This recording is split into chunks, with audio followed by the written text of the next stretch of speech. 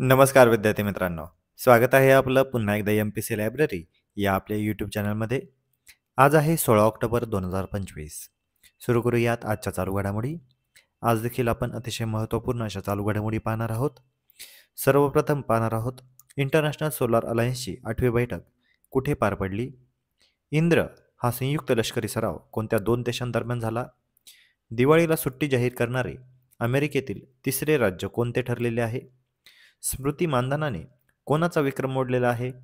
आणि तालिबानचा भारतीय दौरा सध्या चर्चेमध्ये का आहे?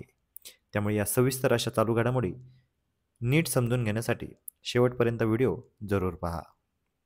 सुरू करूया कालच्या एका प्रश्नाने. विद्यार्थी मित्रांनो, काल व्हिडिओच्या शेवटी मी तुम्हाला एक प्रश्न विचारलेला होता. प्रश्न होता, तिसरे अखिल भारतीय पक्षी मित्र संमेलन याचे अध्यक्ष कोण आहेत? यासाठीचे पर्याय होते पर्याय क्रमांक 1 सलीम अली, पर्याय क्रमांक 2 किरण कुमार, पर्याय क्रमांक 3 प्रवीण सिंह परदेशी आणि पर्याय क्रमांक 4 रमेश वाळेकर.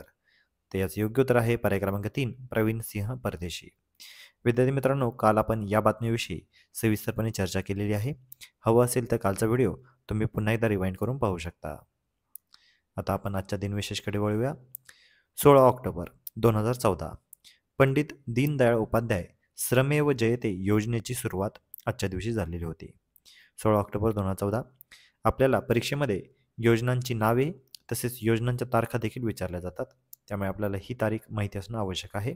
16 ऑक्टोबर 2014 श्रम सुविधा संकेतस्थळ यामार्फत सुरू करण्यात आलेले होते आणि या योजनेचे लक्ष्य होते 2017पर्यंत 1,00,000 प्रशिक्षितांना सामावून घेणे. त्यामुळे या योजनेचं नाव, तारीख आणि ह्याचं उद्दिष्ट हे आपल्याला आता माहिती असणं आवश्यक आहे. 16 ऑक्टोबर हा दिवस संपूर्ण जगभरामध्ये जागतिक अन्न दिवस म्हणून साजरा केला जातो. 1945मध्ये संयुक्त राष्ट्रांच्या अन्न आणि कृषी संघटनेच्या म्हणजेच FAO या स्थापनेच्या स्मरणार्थ दरवर्षी 16 ऑक्टोबर रोजी हा दिवस साजरा केला जातो. त्यामुळे लक्षात असू द्या, जागतिक अन्न दिवस 16 ऑक्टोबर.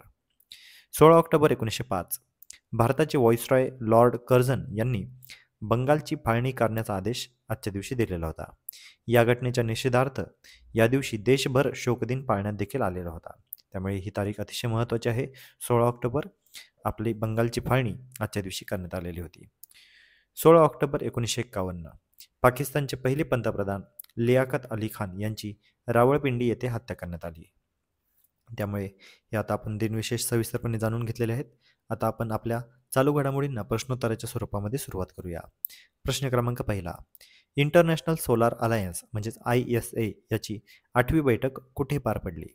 तर यासाठीचे पर्याय आहेत पर्याय क्रमांक 1 मुंबई, पर्याय क्रमांक 2 गुरुग्राम, पर्याय क्रमांक 3 नवी दिल्ली आणि पर्याय क्रमांक 4 जयपूर.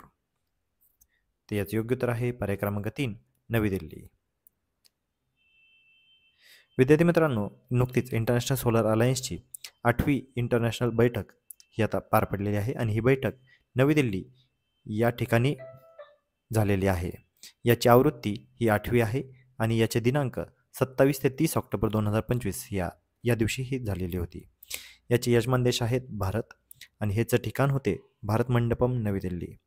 यामध्ये 124 देशांचे प्रतिनिधी सहभागी झालेले होते आणि ISAचे मुख्यालय आहे गुरुग्राम, हरियाणा. कारण आपल्याला इंटरनॅशनल सोलार अलायन्स याच्या मुख्यालयाविषयी ऑलरेडी खूप वेळा प्रश्न विचारलेला आहे.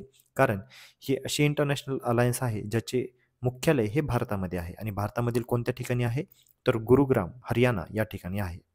ISAची स्थापना कधी झालेली होती तर 2015मध्ये COP21 पॅरिस या ठिकाणी भारत आणि फ्रान्सद्वारे ISAची स्थापना करण्यात आलेली होती. ISAचे महासंचालक आहेत आशिष खन्ना. पुढचा प्रश्न पाहूया. प्रश्न क्रमांक 2 इंद्र 2025 हा संयुक्त लष्करी सराव कोणत्या 2 देशांदरम्यान झाला? तर यासाठीचे पर्याय आहेत पर्याय क्रमांक 1 भारत अमेरिका, पर्याय क्रमांक 2 भारत जपान, पर्याय क्रमांक 3 भारत फ्रान्स आणि पर्याय क्रमांक 4 भारत रशिया. तर याचं योग्य उत्तर आहे पर्याय क्रमांक 4 भारत रशिया. इंद्र युद्ध सराव 2025 हा नुकताच पार पडलेला आहे.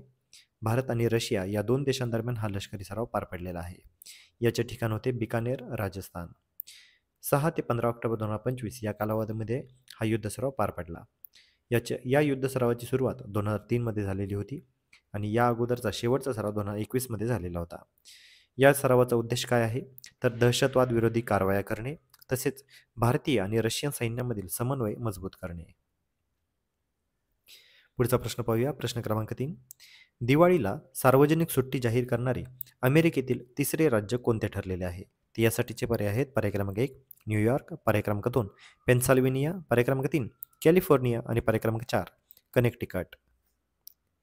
ते याचं योग्य उत्तर आहे पर्याय क्रमांक 3 कॅलिफोर्निया. कॅलिफोर्नियाने आता दिवाळी सणाला सुट्टी देणारे अमेरिकेतील तिसरे राज्य बनलेले आहे. पहिले राज्य आहे पेन्सिल्व्हेनिया. ऑक्टोबर 2024 मध्ये त्यांनी हे घोषणा केली होती.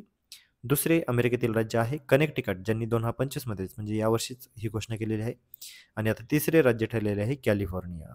त्यामुळे लक्षात असू द्या, कॅलिफोर्निया हे अमेरिकेतील आता तिसरे राज्य ठरलेले आहे ज्यांनी दिवाळी सणाला सुट्टी जाहीर केलेली आहे. प्रश्न क्रमांक 4.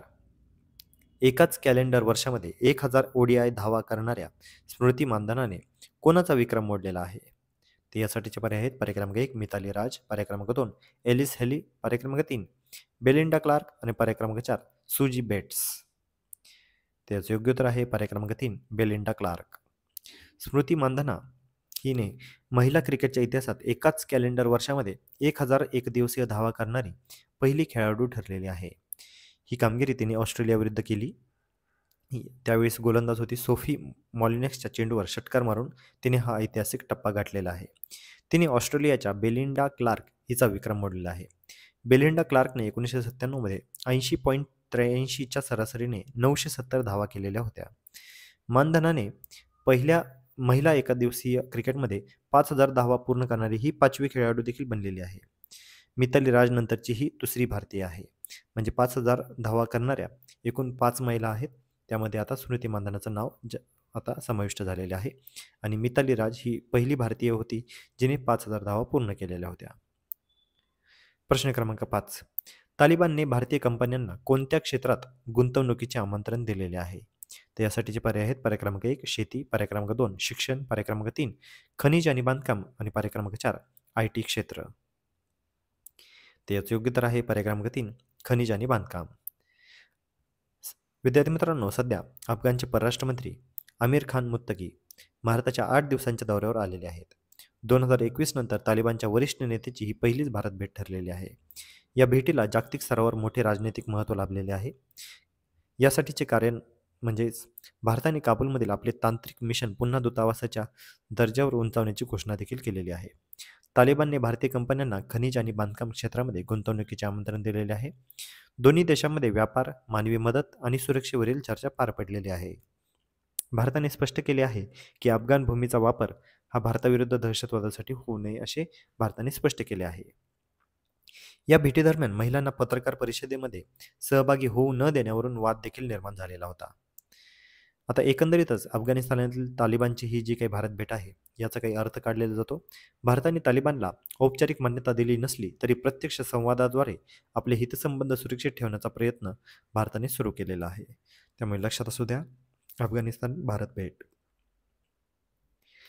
आता आजचा एक प्रश्न पाहूया. इंटरनॅशनल सोलार अलायन्स ISA याचे मुख्यालय कुठे आहे?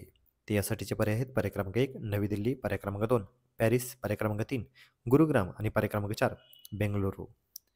तर विद्यार्थी मित्रांनो, आता या प्रश्नाचं उत्तर तुम्ही सर्वांनी आपल्या कमेंटमध्ये द्यायचं आहे. जे कोणीही विद्यार्थी या प्रश्नाचं उत्तर कमेंटमध्ये देतील त्याच्या कमेंटला नक्कीच लाईक देखील देण्यात येईल. तर विद्यार्थी मित्रांनो, या होत्या आजच्या चालू घडामोडी. तर अशाच अधिकाधिक इन्फॉर्मेटिव्ह कंटेंटसाठी आपल्या MPC लायब्ररी या यूट्यूब चॅनलला सबस्क्राईब करायला अजिबात विसरू नका. धन्यवाद.